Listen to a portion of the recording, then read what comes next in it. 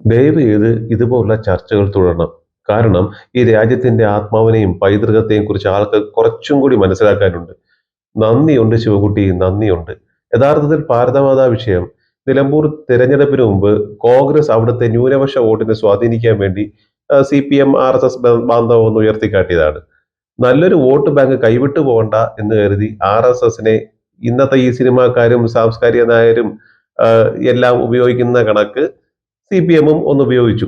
അതിന് ബലിയാടായത് താരതമ്യേന ബുദ്ധി കുറവുള്ള ശിവൻകുട്ടിയാണ്. മന്ത്രി പ്രസാദ് തുടങ്ങി വെച്ച പരിപാടി അത് സ്ക്രിപ്റ്റ് എഴുതി തന്നെ ശിവൻകുട്ടി പൂർത്തിയാക്കി. ഇതിന്റെ അകവും പുറവും സത്യവും നീതിയും എല്ലാം പറഞ്ഞ് യുവരാജ് ഗോകുൽ ഇന്ത്യ മുന്നണിയെയും ഈ മാധ്യമ പടയെയും പൊളിച്ചെടുക്കുന്നത് വേണേ കണ്ടു നോക്കിക്കോ. യുവരാജ് ഗോകുൽ ഇപ്പോ വരുന്ന വാർത്ത മന്ത്രി വി ശിവൻകുട്ടിയുടെ ഓഫീസിന് മുന്നിൽ ബി.ജെ.പി പ്രവർത്തകർ ഭാരതാംബയുടെ ചിത്രം ഉയർത്തിക്കാട്ടിയപ്പോൾ പകരം വി ശിവൻകുട്ടിയുടെ ചിത്രം ഉയർത്തി അങ്ങോട്ട് കാണിക്കുകയാണ് CPM പ്രവർത്തകർ എന്നാണ്. ഭാരതാംബയ്ക്ക് പകരം ശിവൻകുട്ടി, എന്താണ് പ്രതികരണം? അല്ല, ഭാരതാംബയ്ക്ക് പകരം ശിവൻകുട്ടി എന്നൊക്കെ പറഞ്ഞു കഴിഞ്ഞാല് തീർച്ചയായിട്ടും ഭാരതാംബ എന്ന് പറയുന്നത് കാലാകാലങ്ങളായിട്ട് ഭാരതത്തിന്റെ സ്വാതന്ത്ര്യ സമര ചരിത്രത്തിൽ ഉൾപ്പെടെ ഭാരതത്തിന്റെ ഒരു റെനൈൻസൻസിൽ ഉൾപ്പെടെ വലിയ രീതിയിൽ സാംസ്കാരികമായിട്ടുള്ള ഒരു പ്രാതിനിധ്യം വഹിച്ചിട്ടുള്ള ഒരു പ്രതിബിംബമാണ്. അത് 1925 RSSകാർ ഉണ്ടാക്കിയതല്ല. അത് RSSകാർ മാത്രമല്ല ഭാരതാംബ എന്ന് പറയുന്ന ഒരു പ്രതീകത്തെ ആരാധിച്ചിട്ടുള്ളത്. നമ്മുടെ നാട്ടിൽ ഒരുപാട് ഒരുപാട് പ്രഗത്ഭരായിട്ടുള്ള ആൾക്കാർ, RSSന് പുറത്തുള്ള ആൾക്കാരും ഒക്കെ ആ പ്രതീകത്തെ എടുത്തുയർത്തിയിട്ടുള്ളതാണ്. തീർച്ചയായിട്ടും RSS റെപ്രസെന്റ് ചെയ്യുന്ന ഒരു സാംസ്കാരിക ദേശീയതയുടെ പ്രതീകമായിട്ട് അതിനെ ഉയർത്തുമ്പോൾ തീർച്ചയായിട്ടും നിയമസഭയ്ക്കകത്ത് മുണ്ടില്ലാതെ എടുത്തു ചാടുന്ന ശിവൻകുട്ടിയാണ് കമ്മ്യൂണിസ്റ്റ് പാർട്ടിയുടെ, കമ്മ്യൂണിസത്തിന്റെ മൊത്തം പ്രതീകം എന്ന് പറയുന്നത്. തീർച്ചയായിട്ടും അവർ അവരുടെ നിലവാരത്തിലുള്ള ചിത്രങ്ങളല്ലേ അവർ ഉയർത്തി കാണിക്കുള്ളൂ. അല്ല, അതിനിപ്പോ നമുക്കിപ്പോ എന്താ ചെയ്യാൻ സാധിക്കാം? ഓരോരുത്തർ അവരവരുടെ നിലവാരത്തിലുള്ള കാര്യങ്ങൾ കാണിക്കുക. അവര് ശിവൻകുട്ടിയുടെ ഇത് കാണിക്കുന്നു, നമ്മൾ ഭാരതാംബയുടെ ചിത്രം കാണിക്കുന്നു. അതിന് ആ രീതിയിൽ തന്നെ കണ്ടാൽ മതി. നിഷ, യുവരാജ് ഗോകുൽ, ഇന്നത്തെ പ്രതിഷേധം വാസ്തവത്തിൽ ഈ ഭാരതാംബയുടെ മുൻപിൽ പുഷ്പാർച്ചന നടത്താത്തതിന് എതിരെയായിരുന്നു, അതോ പ്രോട്ടോകോൾ ലംഘിച്ച് രാജ്ഭവനിൽ നിന്ന് ഇറങ്ങിപ്പോയതിനെതിരെയാണോ? ഏതാണ് കൂടുതൽ ഗൗരവമുള്ള വിഷയമായി ബി.ജെ.പി കാണുന്നത്? നിഷ, ഈ വിഷയത്തിന് രണ്ടായിട്ട് കാണാനാണ് ഞങ്ങൾ ആഗ്രഹിക്കുന്നത്. ഒന്നാമത്തെ കാര്യം എന്ന് പറഞ്ഞു കഴിഞ്ഞാൽ, ഇപ്പോൾ BJP ഭരിക്കുന്ന ഒരുപാട് സംസ്ഥാനങ്ങളുണ്ട്. BJP കേന്ദ്രം ഭരിക്കുകയാണ്. എല്ലാ സംസ്ഥാനങ്ങളിലേക്കുമുള്ള ഗവർണർമാരെ BJP തന്നെയാണ് നിശ്ചയിച്ചിരിക്കുന്നത്. ഇപ്പൊ ഉദാഹരണത്തിന് ശ്രീധരൻപിള്ള സാറ് കേരളത്തിൽ നിന്ന് പോയിട്ടുള്ള ഗോവയിലുള്ള ഗവർണറാണ്. അദ്ദേഹം പങ്കെടുക്കുന്ന ചടങ്ങുകളിലോ, അദ്ദേഹം കേരളത്തിൽ വന്ന് പങ്കെടുക്കുന്നുണ്ട്, അദ്ദേഹം ഗോവയിൽ തന്നെ പങ്കെടുക്കുന്നുണ്ട്. അത്തരം ചടങ്ങുകളിലൊന്നും തന്നെ ഇപ്പൊ ഭാരതാംബയുടെ ചിത്രം വെക്കുന്നൊന്നുമില്ല. അത് വെക്കുന്നത് കൊണ്ട് തെറ്റുമില്ല. അതുകൊണ്ട് തന്നെ BJP ഇപ്പോ ആർക്കും പ്രത്യേകിച്ച് അത്തരത്തിലുള്ള നിർദ്ദേശങ്ങളും കൊടുത്തിട്ടില്ല. നിങ്ങൾ ഇത് വെക്കണം, ഇത് വെക്കണ്ട, ഇത് വെച്ചേ പറ്റൂ, ഇങ്ങനെയുള്ള നിർദ്ദേശങ്ങളൊന്നും കൊടുത്തിട്ടില്ല. രാജേന്ദ്ര അർലേക്കർ എന്ന് പറയുന്ന മനുഷ്യൻ, അദ്ദേഹം ഗവർണർ ആയിരിക്കുന്നതോടൊപ്പം തന്നെ അദ്ദേഹം കാലാകാലങ്ങളായി കടന്നു വന്നിരിക്കുന്ന അദ്ദേഹത്തിന്റെ ഒരു ജീവിതചര്യയുണ്ട്. അദ്ദേഹം എവിടെ പോയാലും അദ്ദേഹം നടത്തുന്ന ഒരു പരിപാടിയുടെ മുമ്പിൽ അദ്ദേഹം ഭാരതാംബയുടെ ഒരു ചിത്രം വയ്ക്കുന്ന ഒരു പതിവ് അദ്ദേഹത്തിന്റെ കാലാകാലങ്ങളായിട്ടുണ്ട് എന്നാണ് അദ്ദേഹത്തിന്റെ ജീവിതചര്യയിൽ നിന്ന് മനസ്സിലാക്കുന്നത്. അപ്പൊ തീർച്ചയായിട്ടും അദ്ദേഹം അവിടെ ഒരു ചിത്രം വെച്ചിട്ടുണ്ട്.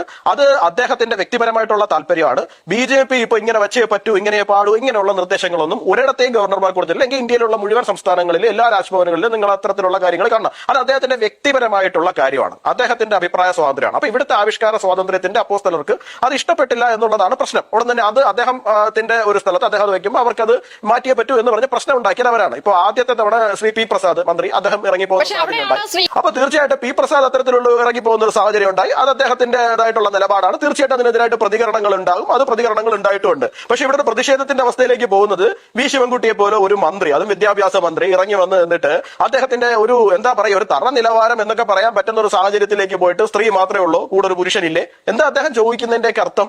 ഇതെന്താ ഇത്?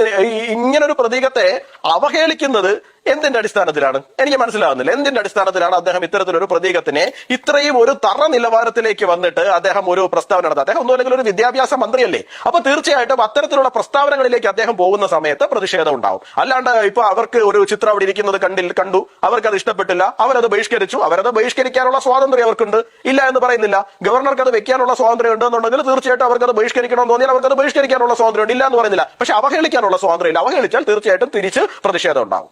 ഭാരതമാതാവിന്റെ ചിത്രത്തിന് മുന്നിൽ ഇന്ത്യയുടെ ഏതെങ്കിലും ഒരു രാഷ്ട്രപതിയോ ഇന്ത്യയുടെ ഏതെങ്കിലും ഒരു പ്രധാനമന്ത്രിയോ വിളക്ക് കൊളുത്തുന്ന ഒരു സാഹചര്യം ഉണ്ടായിട്ടില്ല. അതല്ലെങ്കിൽ ഇന്ത്യയുടെ ഏതെങ്കിലും രാജ്ഭവനുകളിൽ സമാനമായിട്ടൊരു സാഹചര്യം ഉണ്ടായിട്ടില്ല. എന്തുകൊണ്ടാണ് ഉണ്ടാവാത്തത്? ഈ പറയുന്ന ആർലേക്കറേക്കാൾ ചെറിയ RSSകാരാണോ ഈ നരേന്ദ്രമോദിയും അതല്ലെങ്കിൽ നേരത്തെ ഉണ്ടായിരുന്ന രാംനാഥ് കോവിന്ദും ഒക്കെ? അല്ലല്ലോ. അവരൊക്കെ RSSന്റെ ശാഖയിൽ പോയിട്ടുള്ള, ഒരുപക്ഷെ നരേന്ദ്രമോദി RSSന്റെ പ്രചാരകൻ വരെ ആയിരുന്നയാളാണ്. അപ്പോൾ ആർലേക്കറേക്കാൾ ചെറിയ RSSകാരനായതുകൊണ്ടല്ല ഒരുപക്ഷെ പ്രധാനമന്ത്രിയോ അല്ലെങ്കിൽ രാഷ്ട്രപതിയോ ഇത് ചെയ്യാറുണ്ട്. മറിച്ച് അതൊരു ശരികേടുണ്ട് എന്നതുകൊണ്ടാണ്. ഈ RSS മുന്നോട്ട് വെക്കുന്ന ഭാരതമാതാവിന്റെ കയ്യിലുള്ളത് കാവിക്കൊടിയാണ്. ഇപ്പൊ BJPക്ക് ഇക്കാര്യത്തിൽ, കേരളത്തിലെ BJP ഇക്കാര്യത്തിൽ ഒരു സംശയം, അതല്ലെങ്കിൽ അവരൊരു ഡൈലമയിൽ പോയിപ്പെട്ടിരിക്കുകയാണ്. കാവിക്കൊടി പിടിപ്പിക്കണോ അതോ ത്രിവർണ്ണ പതാക പിടിപ്പിക്കണോ എന്ന് സംബന്ധിച്ച് BJP-ക്ക് അകത്ത് തന്നെ ആശയക്കുഴപ്പമുണ്ട് എന്നാണല്ലോ ഇന്നത്തെ ഈ ഫ്ലെക്സും പോസ്റ്ററും ഒക്കെ കാണുമ്പോൾ മനസ്സിലാവുന്നത്. അപ്പൊ അത് BJP-യാണ് വ്യക്തമാക്കേണ്ടത്. നിങ്ങൾ പറയുന്ന ഭാരതമാതാവിന്റെ കയ്യിലുള്ളത് ത്രിവർണ്ണ പതാകയാണോ അതോ കാവിക്കൊടിയാണോ, എന്താണ് നിങ്ങളുടെ വേർഷൻ എന്ന് പറയണം. സംസ്ഥാന BJP അംഗീകരിക്കുന്ന ഭാരതമാതാവ് ഏതാണ് എന്നുള്ളത് ഞാൻ അതിന് മാത്രം 10 സെക്കൻഡിൽ ഒന്ന് വിശദീകരണം ചോദിച്ചോളട്ടെ. ഇപ്പോൾ യുവരാജ് ഗോകുലിനോട്. യുവരാജ് ചിരിക്കുന്നത് ഞാൻ കണ്ടു സന്ദീപ് അത് പറഞ്ഞപ്പോൾ. വാസ്തവത്തിൽ BJP-യുടെ സംസ്ഥാന ഫേസ്ബുക്ക് പേജിൽ അബദ്ധം പറ്റിയതാണോ അതോ പലതരത്തിലുള്ള ഒരു ഭാരതമാതാവ് ഇരുന്നോട്ടെ എന്ന് വിചാരിച്ചതാണോ യുവരാജ് ഗോകുൽ? നിഷ, അല്ല, അത് വേറെ ഒന്നും കൊണ്ടല്ല. ഞങ്ങളെ സംബന്ധിച്ചിടത്തോളം ഞങ്ങൾക്ക് ഇപ്പൊ ത്രിവർണ്ണ പതാക ആയിരുന്നാലും ശരി തന്നെയാണ്. കേൾക്കുന്നുണ്ടല്ലോ അല്ലെ? ഞങ്ങൾക്കിപ്പോ ത്രിവർണ്ണ പതാക ആയിരുന്നാലും ശരി തന്നെയാണ്, ഭഗവ പതാക ആയിരുന്നാലും ശരി തന്നെയാണ്. നമ്മളെല്ലാം വളരെ ബഹുമാനത്തോടുകൂടി കാണുന്നത് തന്നെയാണ്. അതുകൊണ്ട് ഇപ്പൊ ഫേസ്ബുക്ക് പേജിനകത്ത് ത്രിവർണ്ണ പതാക വെച്ചു എന്ന് പറഞ്ഞാൽ ഞങ്ങൾ എന്താ ത്രിവർണ്ണ പതാകയ്ക്ക് എതിരാണോ? അല്ലല്ലോ. ഈ കശ്മീരിൽ ലാൽ ചൌക്ക് എന്ന് പറയുന്ന ഒരു സ്ഥലത്ത് അവിടെ ഇന്ത്യയുടെ ത്രിവർണ്ണ പതാക ഒരു കാരണവശാലും ഉയർത്താൻ സമ്മതിക്കില്ല എന്ന് തീവ്രവാദികള് വാശി പിടിച്ചിരുന്നിടത്ത്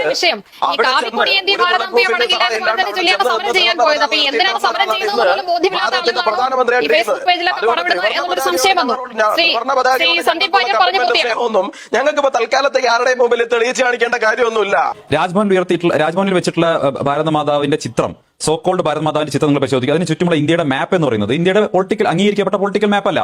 ഇത് ഒരു RSSന്റെ ശാഖയിലോ അല്ലെങ്കിൽ RSSന്റെ കാര്യാലയത്തിലോ അല്ല RSS നടത്തുന്ന പരിപാടികളോ വെക്കുന്നതുകൊണ്ട് കുഴപ്പമില്ല. പക്ഷേ ഇപ്പോ ശ്രീ യുവരാജ് ഗോകുൽ ഈ ചർച്ചയിൽ പറഞ്ഞത് മന്ത്രി വി ശിവൻകുട്ടി തറ നിലവാരത്തിൽ പ്രതികരിച്ചതുകൊണ്ടാണ് ഇന്ന് അദ്ദേഹത്തിന് വലിയ പ്രതിഷേധങ്ങൾ ഏറ്റുവാങ്ങേണ്ടി വന്നതെന്നാണ്. ഇവിടെ സന്ദീപ് വാര്യർ പറഞ്ഞു, രാജ്ഭവനിൽ വെച്ചിരിക്കുന്ന ആ ഭാരതമാതാവിന്റെ ചിത്രത്തില് ഒരു ദേശീയ പതാകയാണ് ആ സ്ത്രീയെ പിടിപ്പിച്ചിരുന്നെങ്കിൽ ഒരുപക്ഷെ സമ്മതിക്കാമായിരുന്നു.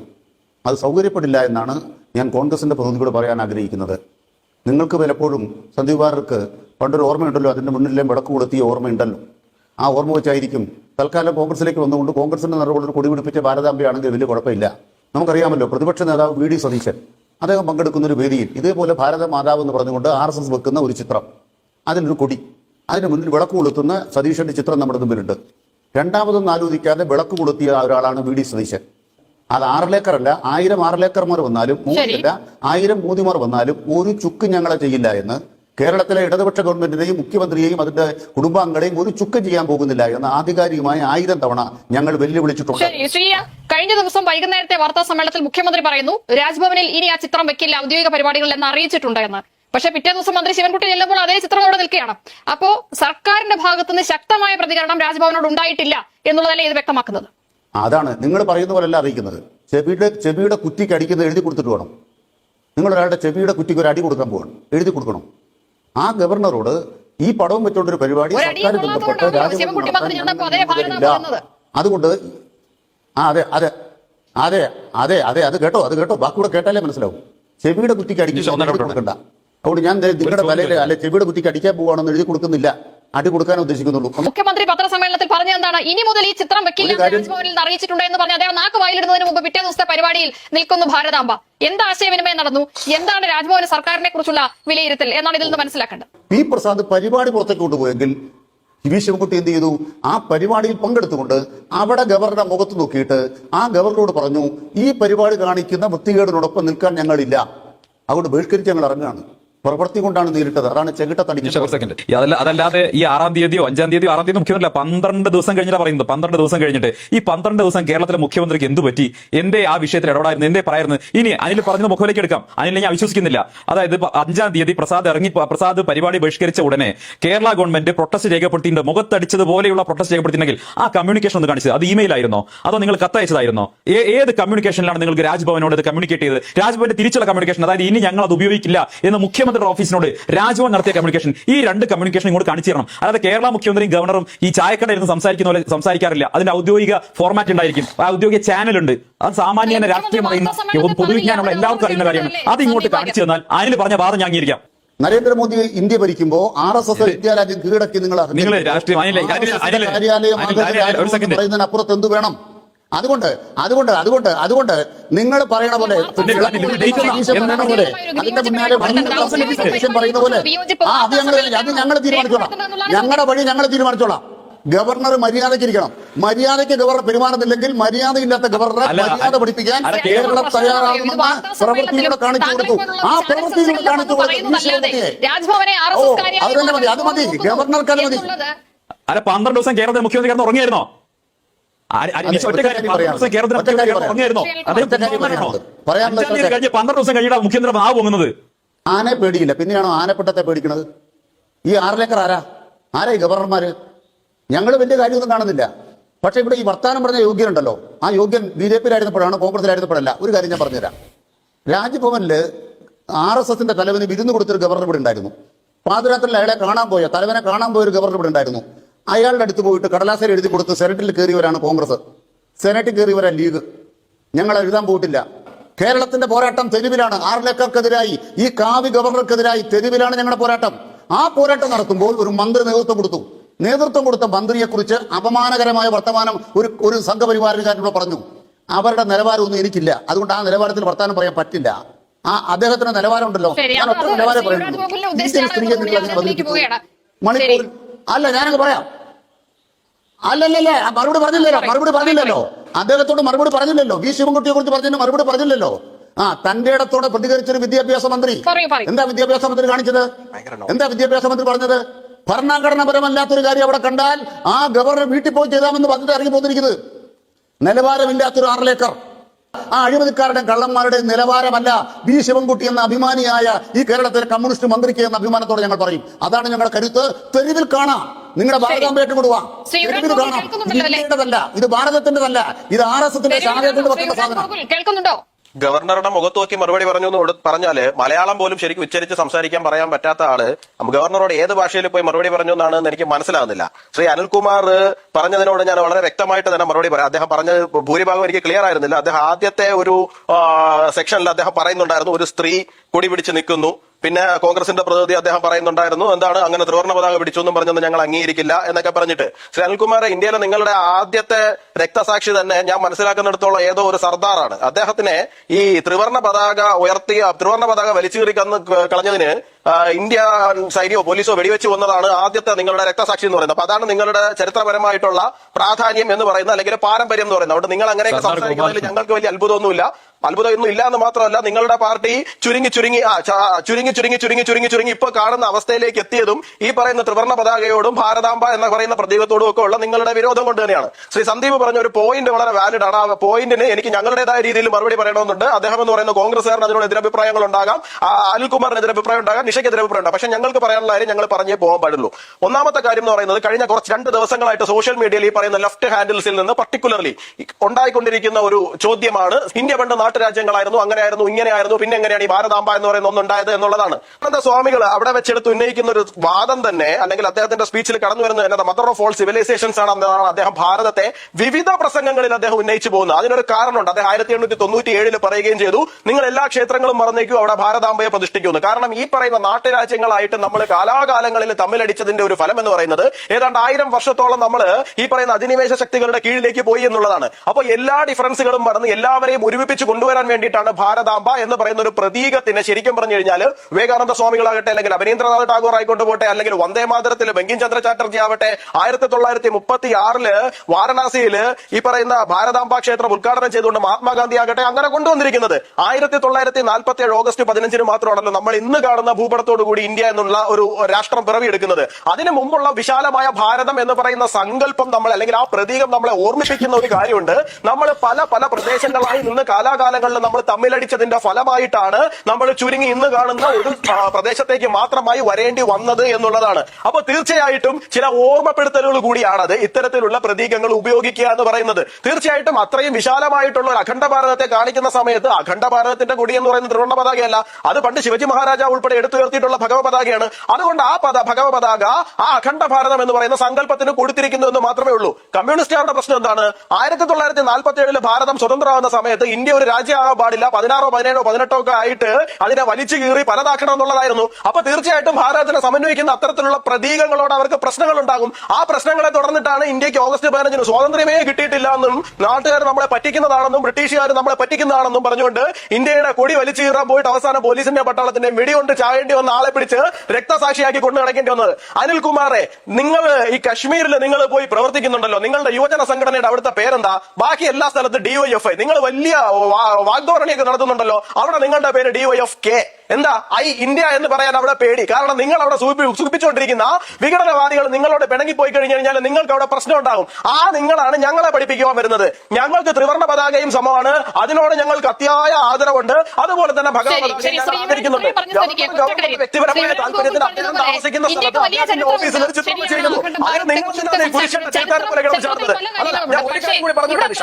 ശ്രീ യുവരാജ് ഗോകുൽ, രാജ്ഭവൻ എന്നുള്ള ഒരു ഭരണഘടനാ സ്ഥാപനം സർക്കാരിന്റെ ഔദ്യോഗിക പരിപാടി, ഭരണഘടനാ പ്രകാരം ഉത്തരവാദിത്തമേറ്റിട്ടുള്ള സർക്കാരിന്റെ ഔദ്യോഗിക പരിപാടി നടത്തുമ്പോൾ അവിടെ ഭരണഘടനാ പ്രകാരം അംഗീകരിക്കപ്പെട്ടിട്ടുള്ളതല്ലാത്ത ഏത് ബിംബവും വെക്കുന്നത് തെറ്റല്ലേ എന്നുള്ളതാണ് ചോദ്യം. മറ്റ് ചരിത്രത്തെ അംഗീകരിക്കുന്നതിനോ ബിംബങ്ങളെ അംഗീകരിക്കുന്നതിനോ ഒന്നുമല്ല. സർക്കാരിന്റെ ഔദ്യോഗിക പരിപാടിയിൽ, ഗവർണറുടെ ഔദ്യോഗിക വസതിയിൽ അത് വെക്കാമോ എന്നുള്ളത്.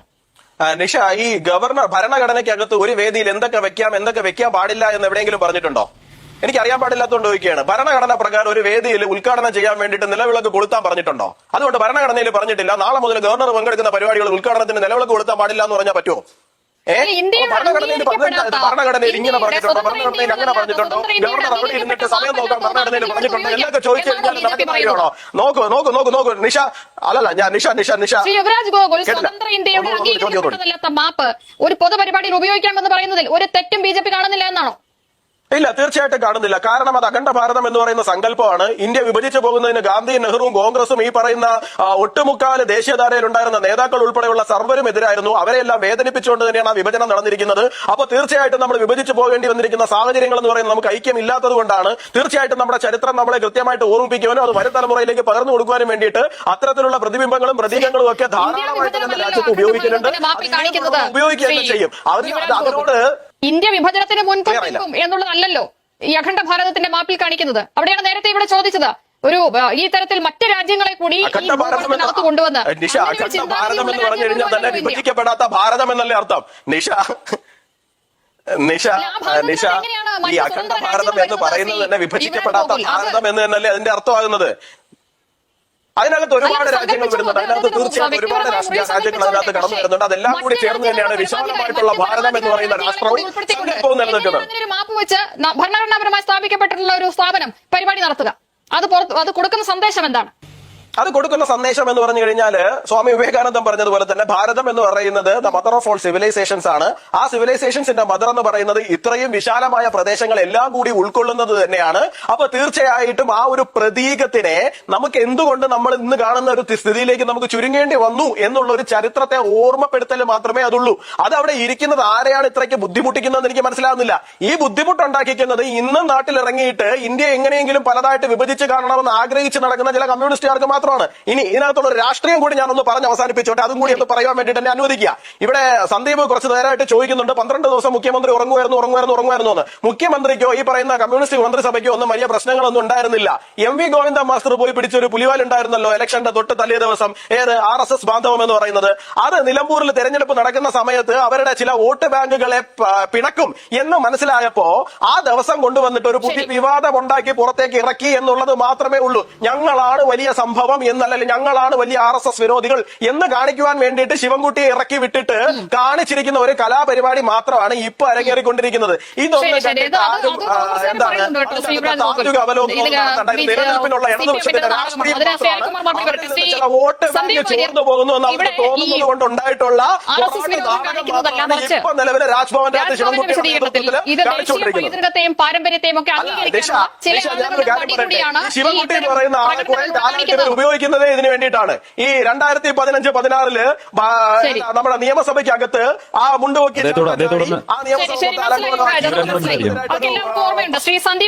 ചൈനയിലെ ഏതെങ്കിലും ഒരു പ്രവിശ്യയിലെ സർക്കാർ ഇന്ത്യയുടെ ഒരു ഭൂഭാഗത്തെ അവരുടെ ഭാഗമായിട്ട് കാണിച്ചു കഴിഞ്ഞാൽ, ഏതെങ്കിലും തരത്തിലൊരു നടപടി ഒരു ചടങ്ങിൽ ഇത് കാണിച്ചു കഴിഞ്ഞാൽ ഇന്ത്യ പ്രൊട്ടസ്റ്റ് രേഖപ്പെടുത്താറില്ലേ? അത് ചെയ്യണ്ടേ? അത് ഇന്ത്യയുടെ നയമല്ലേ? അല്ലെങ്കിൽ പിന്നെ നേപ്പാളോ അതല്ലെങ്കിൽ ബംഗ്ലാദേശോ പാകിസ്ഥാനോ അതുപോലെ കാണിക്കുന്ന സമയത്ത് നമ്മൾ സ്വാഭാവികമായിട്ട് പ്രതിഷേധിക്കാറില്ലേ? ആ പ്രതിഷേധം മറ്റു രാജ്യങ്ങൾക്ക് ഉണ്ടാവില്ലേ? ഇന്ത്യയുടെ വിദേശ നയമല്ല എക്സ്പാൻഷനിസം. ആ എക്സ്പാൻഷനിസം RSSന്റെ നയമാണ്. ആ RSSന്റെ നയത്തിന്റെ ഭാഗമാണ് അഖണ്ഡ ഭാരത സങ്കല്പം. ആ സങ്കല്പം ഇന്ത്യക്കില്ല. അത് മനസ്സിലാക്കണം. 1. 2, ഈ കാവ്യ പതാകയുടെ പ്രശ്നം എന്താ? ഞാൻ പറഞ്ഞെന്താണ് ത്രിവർണ്ണ പതാക. അപ്പോ ഭാരത മാതാവ് എന്ന സങ്കല്പം എന്ന് പറയുന്നത് പൗരാണിക കാലത്തുള്ള സങ്കല്പമൊന്നുമല്ല. അല്ലെങ്കിൽ ഇന്ത്യയുടെ ഏതെങ്കിലും പുരാണങ്ങളിലോ വേദങ്ങളിലോ ഒന്നും ആ സങ്കല്പമില്ല. അത് 1800കളുടെ അവസാനത്തിൽ ദേശീയതയുമായി ബന്ധപ്പെട്ട് ദേശീയ സ്വാതന്ത്ര്യ സമര പ്രക്ഷോഭവുമായി ബന്ധപ്പെട്ട് ഉയർന്നു വന്നിട്ടുള്ള സങ്കല്പം മാത്രമാണ്. ഇവിടെ പ്രശ്നം എന്താ? ഈ ഭാരത മാതാവിന്റെ കയ്യിലേക്ക് RSSകാർ ഒരു കാവിക്കൊടി കൊടുത്തിട്ട് അതിനെ മതവും രാഷ്ട്രവും തമ്മിലുള്ള അതിർവരമ്പുകൾ മാറ്റി കളയാൻ വേണ്ടി ഉപയോഗിക്കുന്നു. അവിടെയാണ് പ്രശ്നം. അതൊരു ഭരണഘടനാ സ്ഥാപനത്തിന് അനുവദിക്കാൻ പറ്റില്ല. നിങ്ങൾ ഭാരതമാതാവിന്റെ മുമ്പിലുള്ള പുഷ്പാർച്ചന കൊണ്ട് രാജ്ഭവൻ ഉദ്ദേശിച്ചത് ഭിന്നിപ്പിക്കലല്ല, മറിച്ച് രാജ്യത്തിന്റെ ഐക്യപ്പെടലാണ് എന്നാണ്. അവിടെ രാജ്ഭവന്റെ ഒരു ഒഫീഷ്യൽ ആയിട്ടുള്ള ഒരു വിശദീകരണമായിട്ട് നമുക്കതിനെ എടുക്കാനാവില്ല എന്നുള്ളതാണ് പ്രധാനപ്പെട്ട കാര്യം. ഗവർണർ അത്തരത്തിലൊരു വിശദീകരണം നൽകിയിട്ടില്ല. കാരണം എന്താ, അതിന് ശരികേടുണ്ടെന്നേ. ഇവിടെ ഈ വിവേകാനന്ദ സ്വാമികളുടെ പേര് പറഞ്ഞു, ചിക്കാഗോ പ്രസംഗത്തെ കുറിച്ച് പറഞ്ഞു. ഞാൻ ആ പ്രസംഗത്തിൽ ഒരു വരി ഞാൻ പറയാം. ലോകത്തെ വിവിധ സംസ്കാരങ്ങളെ ഉൾക്കൊണ്ട മണ്ണാണ് ഭാരതം. ഞങ്ങളുടെ ഭാരതത്തിന്റെ ഭാഷയായ സംസ്കൃതത്തിൽ എക്സ്ക്ലൂഷൻ, പുറന്തള്ളൽ എന്നൊരു പദം, ആ പദമില്ലാത്ത ഭാഷയാണ് എൻ്റെ രാജ്യത്ത് സംസ്കൃത ഭാഷ. പറയുന്ന ആളുടെ പേരാണ് വിവേകാനന്ദൻ. എക്സ്ക്ലൂഷൻ, പുറന്തള്ളൽ, മതപരമായ പുറന്തള്ളൽ വേണം. ഹിന്ദുത്വത്തിന്റെ ഭാഗമായി അല്ലാത്ത മുഴുവൻ പേരെയും രാജ്യത്ത് നിന്ന് പുറന്തള്ളണം എന്ന് വാദിക്കുന്ന സവർക്കർ, എന്ന് വാദിക്കുന്ന ഗോൾവാക്കർ, എന്ന് വാദിക്കുന്ന RSS, എന്ന് വാദിക്കുന്ന ഒരു പ്രത്യയ ശാസ്ത്രം. ആ പുറന്തള്ളൽ എന്ന് പറയുന്നത് നടപ്പാക്കുന്നവരോട് വിവേകാനന്ദന്റെ പേര് പറയുക. ഈ വന്ദേ മാതരം എന്ന് പറയുന്ന കവിതയിലെ 2 സ്റ്റാൻസുകൾ നിരോധിച്ചിട്ടുണ്ടോ? നിരോധിക്കാൻ കാരണം എന്താണ്? നിരോധിക്കാൻ കാരണം 1875 ആനന്ദമഠം എന്ന നോവലിനകത്ത് അത് തിരികെ കയറ്റുമ്പോൾ, അത് കടന്നു വരുമ്പോൾ അതിലെ 2 സ്റ്റാൻസ് എന്ന് പറയുന്നത് നമ്മുടെ സമൂഹത്തിനകത്ത് വർഗീയ വിഭജനം ഉണ്ടാക്കി. അവസാനം ബ്രിട്ടീഷുകാർ നിരോധിച്ചു. ആ നിരോധിക്കാൻ കാരണമായ രാഷ്ട്രീയ അന്തരീക്ഷത്തിലേക്ക് ഇന്ത്യയെ തിരിച്ചു കൊണ്ടുവരാൻ ഒരു ഗവർണറും രാജ്ഭവനും വർഗീയ കലാപത്തിന് നേതൃത്വം കൊടുക്കുന്നു. ഈ രാജ്യത്തെ ജനസമൂഹങ്ങളെ ഒരുമിപ്പിക്കാനല്ല, ഭിന്നിപ്പിക്കാനാണ് ബിംബത്തെ ഉപയോഗിക്കുന്നത്.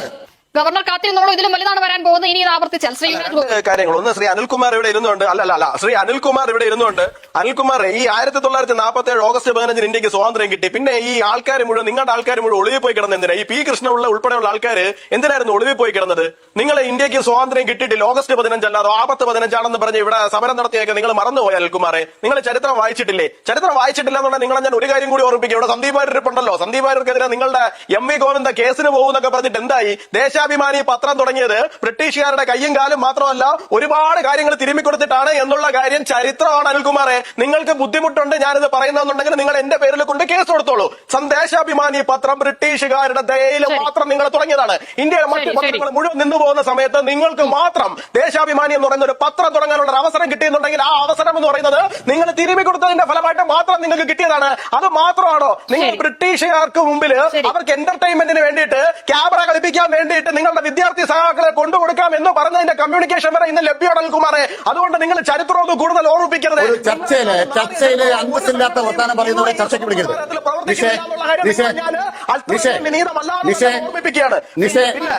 ശ്രീ സന്ദീപ്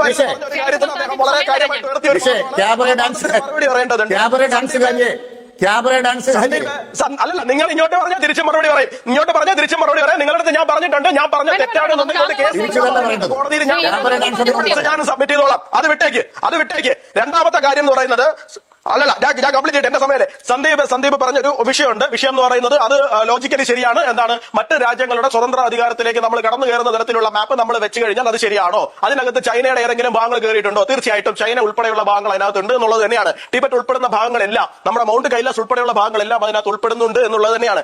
ഈ പറഞ്ഞതുപോലെ തന്നെ എന്താണ്, നമ്മൾ ഇത്രയും വിശാലമായിട്ട് മറ്റ് രാജ്യങ്ങളുടെ ഉൾപ്പെടെയുള്ള പ്രദേശങ്ങൾ ഉൾക്കൊള്ളിച്ചതിന് ശേഷം നമ്മുടെ ഇന്ത്യൻ കോൺസ്റ്റിറ്റ്യൂഷൻ അനുവദിച്ചിട്ടുള്ള ഒരു പതാക, ത്രിവർണ്ണ പതാക അവിടെ വെക്കുമ്പോൾ അത് നിങ്ങൾ ഈ പറയുന്നത് പോലെ തന്നെ എന്താണ്, മറ്റ് രാജ്യങ്ങളുടെ സ്വതന്ത്രാധികാരത്തിലേക്ക്, പരമാധികാരങ്ങളിലേക്ക് നമ്മൾ കടന്നു കയറുന്നതായിട്ട് മാറും. നിലവിൽ അതൊരു സങ്കല്പമായിട്ടാണ് വെച്ചിരിക്കുന്നത്. ഒരു രാജ്യത്തിന്റെ പ്രദേശങ്ങളെ കൃത്യമായി മാർക്ക് ചെയ്യോ ഒരു ബൗണ്ടറി അതിലേക്ക് വരിക, അങ്ങനെ സങ്കല്പമായിട്ടാണ് രാഷ്ട്രീയത്തിൽ